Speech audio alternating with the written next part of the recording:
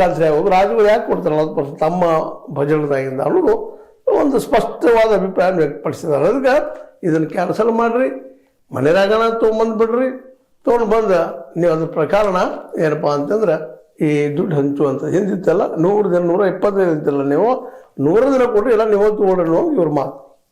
ಯಾಕಪ್ಪ ಅದು 175 ಹೆಸರಿಗೆ ಎಷ್ಟು 175 ಕಾಣುವಂಗೆ, ಅದ್ರ ಒಳಗೆ ಏನೈತಪ್ಪ ಅಂತಂದ್ರೆ ಅದು 125 ನಿಮಿಷಕ್ಕೆ ಆಗುವುದಿಲ್ಲ. ಯಾಕೆಂದ್ರೆ 100% ನೀವು ಕೊಡುವುದಿಲ್ಲ, 60% ಅಷ್ಟೇ ಕೊಡೋರ.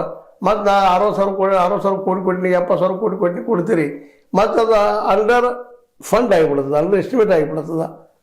ಇದೆಲ್ಲ ಇಟ್ಕೊಂಡ ನೀವು ಮಾಡಿದ ತಪ್ಪದ, ಅದಕ್ಕೆ ಅದು ಹಿಂದೆ ತಗೋಬೇಕು.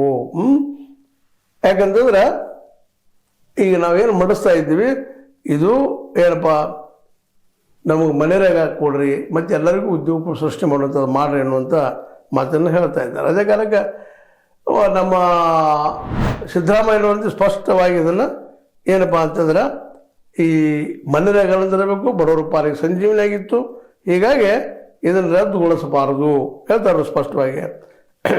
ಗ್ರಾಮೀಣ ಬಡವರ ಪಾಲಿನ ಸಂಜೀವನಿಯಾಗಿದ್ದ ಗ್ರಾಮೀಣ ಉದ್ಯೋಗ ಖಾತ್ರಿ ಕಾಯ್ದೆಯನ್ನು ನರೇಗಾ ರದ್ದುಗೊಳಿಸಿರುವುದನ್ನು ಈ ಸದನವು ಗಂಭೀರವಾಗಿ ಪರಿಗಣಿಸುತ್ತದೆ.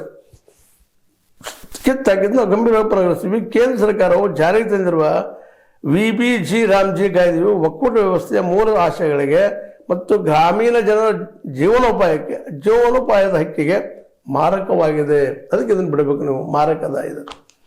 ಈಗ ಇಡೀ ದಿನ ಚರ್ಚೆ ಆಯಿತು, ವಿಶೇಷವಾಗಿ ಅದನ್ನು ಒತ್ತು ಮಾಡಿ ಮಾತಾಡಿ ಒಂದು ನಿರ್ಣಯ ತೆಗೆದುಕೊಂಡ ರಾಷ್ಟ್ರಪತಿಯವರಿಗೆ ಕಳಿಸಿದ್ದಾರೆ. ಅದರ